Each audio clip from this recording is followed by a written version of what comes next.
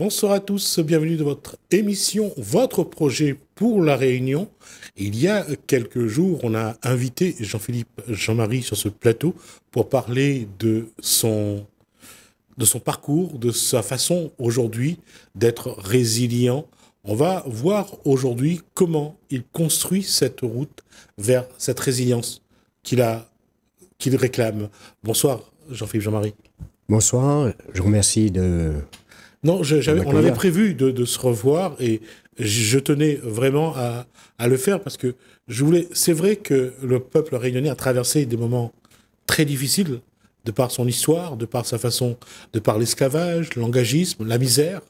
Et puis il y a eu ces divers éléments comme les enfants de la Creuse, des événements qui ont marqué le peuple, qui marquent toujours le peuple réunionnais. Comment se guérir de ça? Et ça, je voulais montrer un exemple de quelqu'un qui a voulu vraiment se sortir de cette souffrance. Ben oui, je vais partir un tout petit peu en arrière, peuplement de la Réunion 1663, 1848, l'abolition de l'esclavage, et une date vraiment fondamentale, 1963, quand De Breuil arrive, c'est le déracinement des enfants de la Creuse, jusqu'en 84. Le Réunionnais, il a été, comme on parlait de langagisme et tout, par rapport à l'histoire de l'esclavage on a cette histoire qui nous sommes encore comme une chaîne dans les chevilles, qui nous tient encore à cet effet. Et il est vrai que par rapport à cette histoire des personnes on a déporté d'un endroit pour les ramener ici à La Réunion, en faire des Réunionnais, tout un rayonnement de culture. Et ça fait que, tout ce rayonnement de culture, on va dire, c'est pas loin, parce que c'est trop vite. Quand les choses vont trop vite, bien souvent, il y a des casses. Et ces casses, ce sont les enfants qui ont été déracinés dans les années 60. Et des enfants qui ont été déracinés, et surtout, à travers des postures politiques mensongères. On a menti aux parents, on a menti aux enfants, on leur a fait croire qu'ils allaient partir pour un moment, pour certains revenir, d'autres on leur a fait croire, on leur a fait miroiter des choses qu'ils n'ont jamais eues, et surtout ils ont perdu leur famille, leurs racines, et ils étaient totalement déstructurés dans des endroits où il faisait froid, où ils avaient même pas un peu de respect. Et je crois que c'est surtout ça qu'il faut aujourd'hui reconnaître, mais il faut surtout aujourd'hui se dire qu'on doit guérir de ça. La guérison, c'est quelque chose, un parcours qui est tout à fait difficile et long. On nous a pris comme nous la mauvaise herbe, mais toute mauvaise herbe n'est pas... on ne peut pas les enlever comme ça. C'est quelque chose que je voulais... Je n'ai pas interrompu la dernière fois, mais on dit la mauvaise herbe. En fait, il n'y a pas de mauvaise herbe, surtout en permaculture. Il y a de l'herbe qui aide d'autres plantes à pousser. Exactement. Et ce sont pour faire de la place à certaines de ces plantes pour être plus jolies, peut-être pour faire des belles fleurs. On a dit cela, ces enfants-là qui sont de la mauvaise herbe, on va les envoyer ailleurs parce qu'ils peuvent perturber les uns. Peut-être c'était pour faire une Eldorado aussi pour certaines personnes ici à La Réunion. Sur ça, je dirais peut-être ces herbes-là auraient pu permettre à certains Réunionnais de guérir de quelque chose, justement, d'enlever ces chaînes de l'esclavage qu'il y a, ou alors autour de leur cou pour qu'ils voient beaucoup plus loin. Mais... Et là aussi, il y a un élément à mettre en avant, c'est que quand Jean-Philippe Jean-Marie parle d'esclavage, c'est qu'on a beaucoup, surtout, pris des enfants noirs. On a veillé à ce que, surtout dans le temps, on a stérilisé les femmes noires à La Réunion. Parce on trouvait qu'il y avait trop d'enfants noirs à La Réunion, et on est parti dans cette démarche-là. Et pour revenir à ce que dit Jean-Philippe Jean-Marie, c'est vrai qu'il y avait des choix que même aujourd'hui, on a du mal à comprendre. Quand vous avez quelqu'un qui arrive et puis croit que l'île va s'effondrer parce que, bon, dans les grandes villes, on était tous, on va dire, en groupe, là, on s'aidait les uns les autres. Hein. On avait une cour, le papayer, on pouvait prendre du papaye, on pouvait casser quelque chose. Goyave. Les goyaves et tout. Et donc, on a voulu nous casser de ça, nous séparer de cette harmonie qu'on peut avoir, se disant que ces endroits, c'était des bidonvilles, alors que c'était des cases pour nous, hein, même s'ils étaient en tôle, ou il y en a qui étaient encore en paille, eh ben, ce sont des cases et non des bidonvilles. Et on était quand même, on se respectait beaucoup plus que maintenant, je pense. Et c'est un paradoxe de dire ça. Quand quelqu'un arrive de l'extérieur, jette un regard sur notre façon de vivre, il ne voit que la misère et il ne voit que du négatif. Alors que nous, qui avons grandi dans cette misère-là, dans une case en bois, sous tôle, sans électricité, sans eau, mais c'était notre petit paradis, parce que à côté, il y avait toujours un terrain vague, il y avait toujours des arbres fruitiers, il y avait une rivière. On avait notre terrain de jeu. Et on était heureux avec ça. Et oui, heureux, moi, que tout petit, avec ma trottinette, je disais, tiens, je vais en France, je vais... Et ma mère qui était là, elle dit, très protectrice, il disait, Philippe, ne va pas trop sur la route parce que tu vas avoir des problèmes ou des voitures, alors qu'il y avait très peu de voitures à l'époque. C'était quand même... je crois que les familles, ils étaient beaucoup plus protecteurs qu'il y a maintenant, parce qu'on a donné la protection au gouvernement, ça a commencé par les enfants de la Creuse, hein, et puis... trop, comme je disais dernièrement, trop de protection tue la protection. Hein, et si on fait trop de protection, il faut tous les éléments qui vont avec pour pouvoir venir subvenir aux besoins des jeunes ou des jeunes ados maintenant qu'on trouve tous les problèmes qu'il y a maintenant. Alors nous, on était des enfants de cœur à la place de ce qu'il y a maintenant. Et je vais dire quelque chose qui va te faire sourire. Les gens, avant, quand ils étaient dans la misère, ils n'avaient pas à manger. Ils allaient dans les champs de canne Mapou, et ils mangeaient ce petit canne un petit peu sucré, et en même temps, pas trop difficile à mâcher. Et c'est vrai que dans notre histoire à nous, on a toujours des solutions pour tout. Rappelez pour ceux qui ont fait la guerre qui ont fait la Deuxième Guerre mondiale, quand il n'y avait plus rien qui rentrait à La Réunion, ne serait-ce qu'avec le choca. Tout ce qu'on a pu créer avec le choca dans ces années-là, ça montre bien. Pourquoi on a mangé le tang? Parce que ce petit rat-là, à l'époque, il était là et qu'il n'y avait plus rien à manger. On a découvert ça. Le bichic, n'en parlons pas. Ah ben moi, je m'en souviens du bichic. C'est vrai que quand j'étais dans le fond de la rivière Saint-Denis, sur un rocher, c'était comme l'arc-en-ciel. Ouais. Maintenant, cet arc-en-ciel a disparu. Ouais. Hein? Et ce qui est toujours drôle dans notre évolution, les plats qui étaient réservés aux modestes et aux pauvres, aujourd'hui coûtent très cher et sont réservés aux plus riches. Et de toute façon, tout ce qu'il y a, le Réunionnais, il a tendance à vouloir s'attirer de ce qu'il y a à l'extérieur au lieu de regarder ce qu'il a à l'intérieur de lui-même. Et toute la problématique, il est là. On va quand même dire quelque chose d'honnête. C'est vrai que lorsqu'on a été de l'extérieur, quand on regarde son intérieur, on voit plus de richesse, on voit plus de choses positives aussi. Ben, comme je dis toujours, toute chose qui a été mal, on le prend comme arc-boutant et on s'appuie dessus pour pouvoir aller dans l'avenir. C'est la résilience, transformer en positif du négatif. Exactement. Tout ce que j'ai pu voyager ou avoir du négatif, je l'ai transformé avec un peu de difficultés. Il y a eu des méthodes aussi, c'est-à-dire, on parlait du sport aussi tout à l'heure, vous me disiez, il y a le sport, il y a la culture, il y a la musique, il y a la méditation, il y a tout ça. Mais il faut déjà... Aujourd'hui, j'allais dire, il faut ajouter les sentiers de la Réunion. Pour ceux qui se lancent dans ces sentiers, dans ces marches qui marchent pendant des heures, j'allais dire, c'est vraiment des moments où on est avec soi, on est vraiment dans cette démarche où on va chercher en nous-mêmes des choses que on ne fait pas de manière naturelle, quoi. Parce que là, c'est être avec soi, marcher avec soi-même c'est quelque chose de particulier. Ben, de temps en temps, moi j'aime bien quel est le regard de quelqu'un qui a vécu à l'extérieur, qui retourne dans son île et qui voit les choses autrement. Ouais. Hein, comme je disais toujours, quand on est dans une maison, on a acheté des meubles, à un moment donné, on les voit plus, ces meubles. Exactement. On voit même plus la maison d'ailleurs.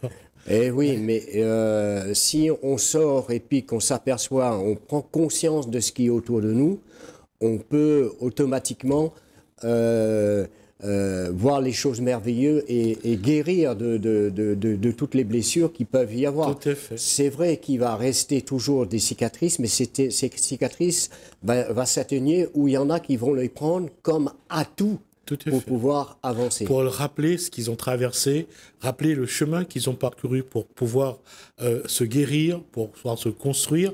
Et ça, c'est important. Et c'est pour ça que la présence de Philippe Jean-Marie sur ce plateau est essentielle. C'est que il a choisi de transformer du négatif en positif. Et là, c'est une leçon de vie qu'on doit prendre.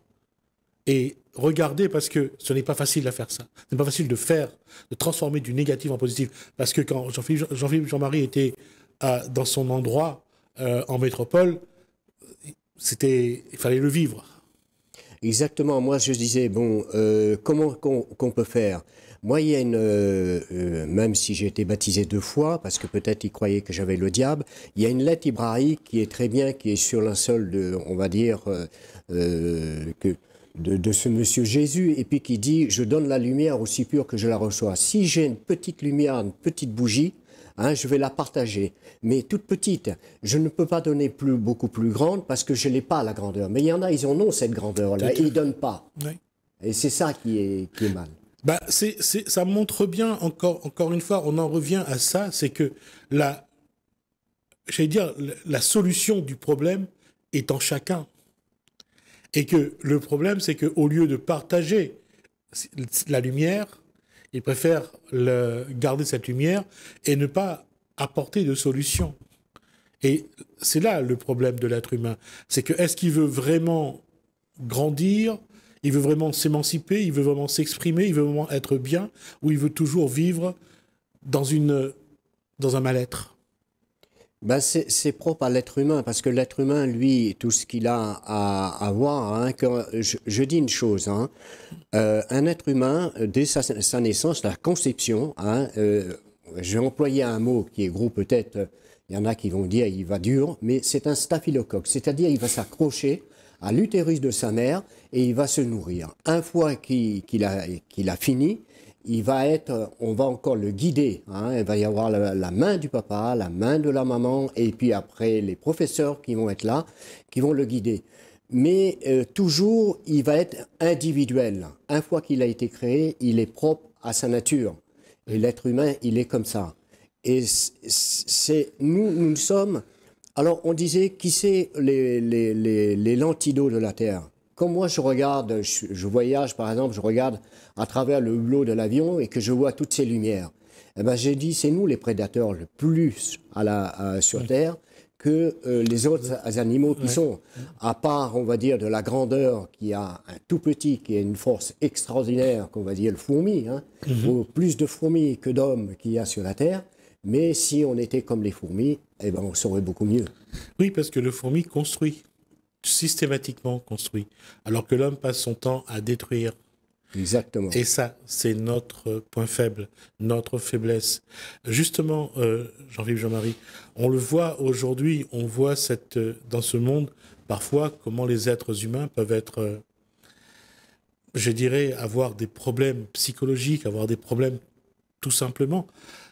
Quand on a vécu ce que vous avez vécu, quand on a traversé ce que vous avez traversé, c'est-à-dire que vous avez voulu apprendre, vous avez voulu grandir et vous avez réussi.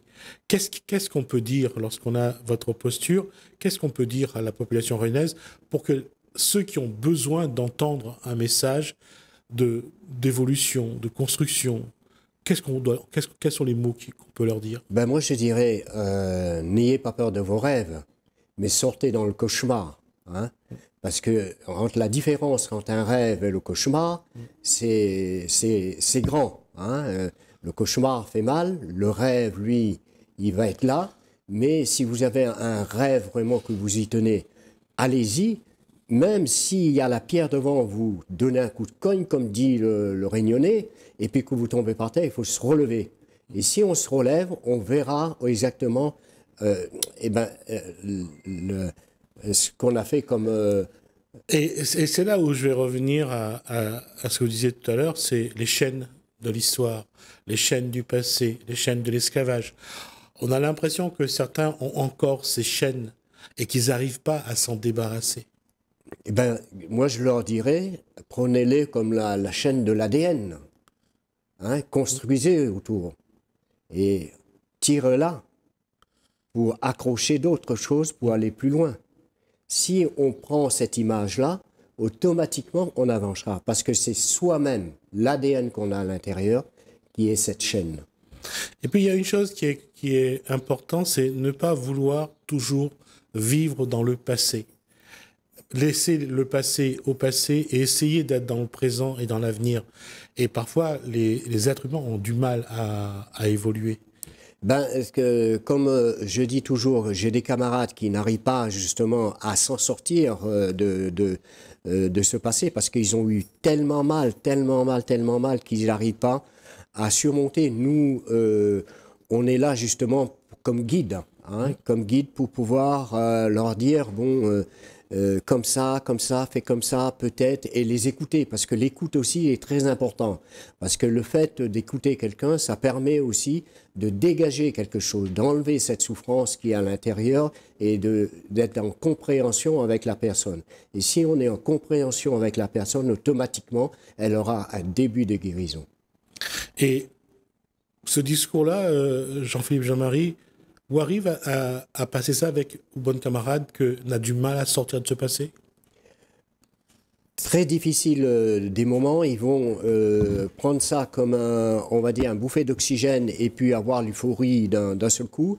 Mais une fois qu'ils sont retournés seuls, ça reprend le dessus.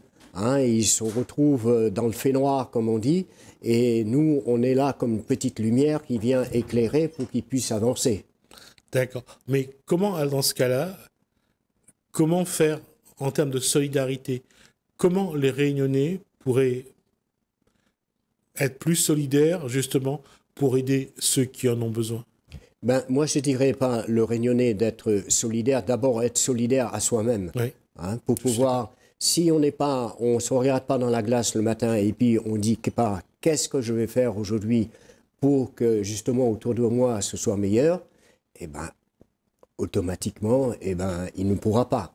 Hein. Moi, j'ai dit, la solidarité de chacun de nous doit passer par tout l'ensemble même de ce qu'on est. Hein. Quel que ce soit le chinois, le malbas, caves, arabes, tout ça.